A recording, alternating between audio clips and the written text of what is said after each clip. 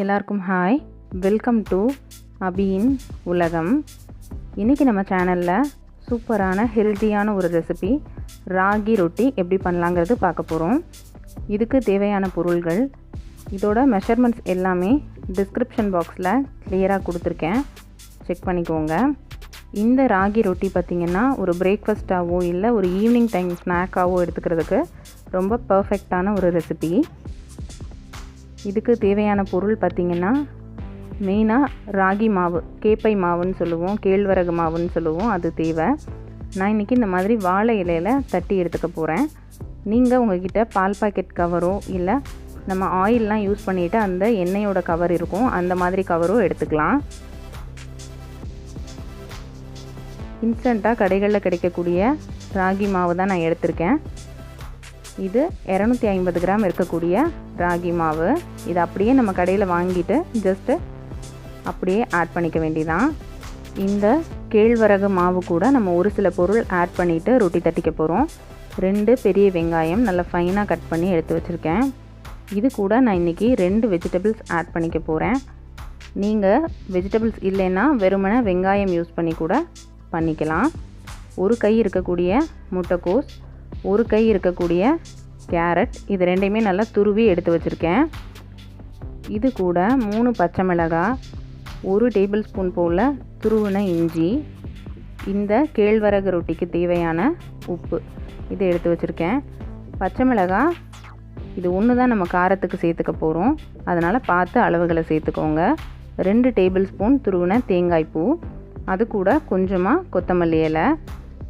இவ்வளோ தான் நமக்கு கேழ்வரகு ரொட்டிக்கு தேவையான பொருள்கள்.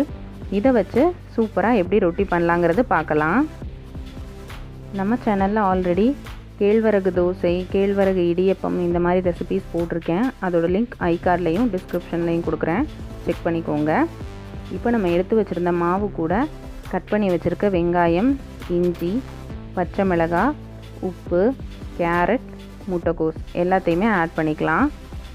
ஆட் பண்ணிவிட்டு இதில் கொஞ்சம் கொஞ்சமாக தண்ணி தெளித்து நம்ம சப்பாத்தி மாவெல்லாம் எந்த கன்சிஸ்டன்சிக்கு பிணைவோமோ அந்த அளவுக்கு இதை பிணைஞ்சு எடுத்துக்கணும்.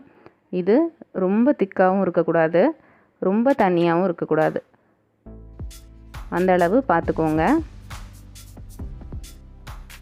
இந்த மாவு கொஞ்சம் சாஃப்டாக இருந்தால் தான் நமக்கு ரொட்டியுமே சாஃப்டாக கிடைக்கும். பாருங்கள், மாவு நம்ம மிக்ஸ் பண்ணியாச்சு. இது தொட்டு பார்த்திங்கன்னா இந்த அளவுக்கு சாஃப்டாக இருக்கணும். ரொம்ப ஹார்டாக இருந்தால் நம்ம சேர்த்துருக்க காய்கறியெல்லாம் தனித்தனியாக இருக்கும், ஒன்றும் சேராத மாதிரி இருக்கும். பாருங்கள், இது கரெக்டான பதம். இதை இந்த மாதிரி குட்டி குட்டி பால்ஸாக நம்ம முன்னாடியே உருட்டி வச்சுட்டு ரொட்டி தட்ட ஆரம்பித்தோன்னா ஈஸியாக இருக்கும். அடிக்கடி நெய் தொட்டுட்டு திரும்ப மாவில் கை வைக்கிற மாதிரி இருக்காது. நமக்கு 250 கிராம் ராகி மாவுக்கு 8லேருந்து 10 கேழ்வரகு ரொட்டி கிடைக்கும். இப்போ நம்ம ரொட்டி தட்ட ஸ்டார்ட் பண்ணிடலாம். சேம் ரெசிபி நம்ம மில்லட் ஃப்ளார், அதாவது திணை மாவெல்லாம் இருக்கும் இல்லையா, அந்த மாவில், அரிசி மாவில், கோதுமை மாவில் கூட சேம் ரெசிபி அப்படியே ட்ரை பண்ணலாம், ரொம்ப நல்லாயிருக்கும். இது நம்ம காய்கறிகள் சேர்த்துருக்கிறதால முடிஞ்ச வரை நல்லா தின்னாக மெலிசாக தட்டி எடுத்துக்கணும். நான் பாருங்கள், பால் பாக்கெட்டோட கவர், அதுக்கு பின்னாடி நல்லா எண்ணெய் தடவிட்டு கையிலையும் எண்ணெய் தொட்டுட்டு ரொட்டி தட்டிகிட்ருக்கேன். ஸோ இலை இல்லையே அப்படிங்கிறதுக்காக கவலைப்பட வேண்டாம், நம்மக்கிட்ட எண்ணெய் இருக்கோ அதை வச்சு கூட ஈஸியாக ப்ரிப்பேர் பண்ணிடலாம்.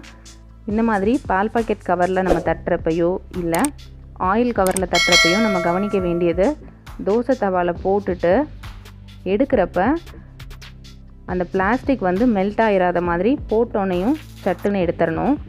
அதனால தான் நம்ம வாழை இலையில் செய்கிறப்ப ஒரு நிமிஷம் முன்ன பின்ன ஆனால் கூட அந்த பிளாஸ்டிக்கில் மெல்ட் ஆயிருமேங்கிற பயம் இல்லாமல் நல்லா ஈஸியாக செய்யலாம். இப்போ அடுத்தது வாழை இலையிலையும் சேம் அதே மாதிரி நல்லா எண்ணெய் தடவிட்டு, எண்ணெயும் நெய்யோ தடவிட்டு கையிலையும் எண்ணெய் தொட்டுட்டு நல்லா ஃப்ளாட்டாக தட்டி எடுத்துக்கலாம். இது நான் இன்றைக்கி ஓவல் ஷேப்பில் போட போகிறேன், நீங்கள் சர்க்கிள் மாதிரி கூட போட்டு எடுத்துக்கலாம். இந்த ராகி ரொட்டிக்கு நம்ம தேங்காய் சட்னி வச்சு சாப்பிட்டா ரொம்ப சூப்பராக இருக்கும். அப்படி குழந்தைங்களுக்கு நீங்கள் கொடுக்குறீங்க அப்படிங்கிறப்ப நாட்டு சர்க்கரை, ஜீனி இந்த மாதிரி நல்லா ஸ்வீட்டாக இருக்கக்கூடியது எது வச்சு கொடுத்தாலும் ரொம்ப லைக் பண்ணி சாப்பிடுவாங்க. இதுக்கு தேங்காய் சட்னி, தக்காளி சட்னி, கார சட்னி இந்த மாதிரி இருக்கக்கூடிய சட்னிஸ்லாம் ரொம்ப சூப்பராக போகும். இட்லி பொடி வச்சு கூட ஈவினிங் டைம் ஸ்நாக்காக நம்ம சாப்பிட்லாம், ரொம்ப நல்லாயிருக்கும். இப்போ பாருங்கள், தோசை தவா ஹீட் பண்ணிவிட்டு கொஞ்சமாக எண்ணெய் சேர்த்துட்டு நம்ம தட்டி இருக்க ரொட்டியை அப்படியே அழகாக திருப்பி போட்டு வாழை இலையிலேருந்து எடுத்துடலாம். ஈஸியாக வந்துடும், ஒட்டாது.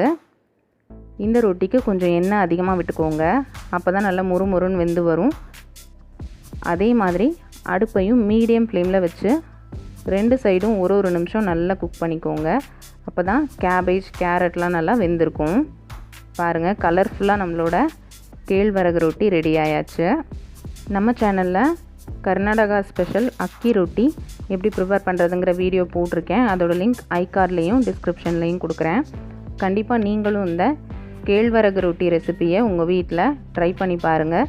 ட்ரை பண்ணி பார்த்துட்டு உங்களோட ஃபீட்பேக்ஸை என்னோட கமெண்ட் செக்ஷனில் ஷேர் பண்ணுங்கள். என்னோடய வீடியோஸ் உங்களுக்கு பிடிச்சிருக்குன்னு நினைக்கிறேன். அப்படி பிடிச்சிருந்தா நம்ம சேனல் அபியின் உலகம்க்கு சப்ஸ்கிரைப் பண்ணிவிட்டு உங்கள் ஃப்ரெண்ட்ஸ் அண்ட் ஃபேமிலிக்கு ஷேர் பண்ணிடுங்க. தேங்க்யூ ஃபார் வாட்சிங்.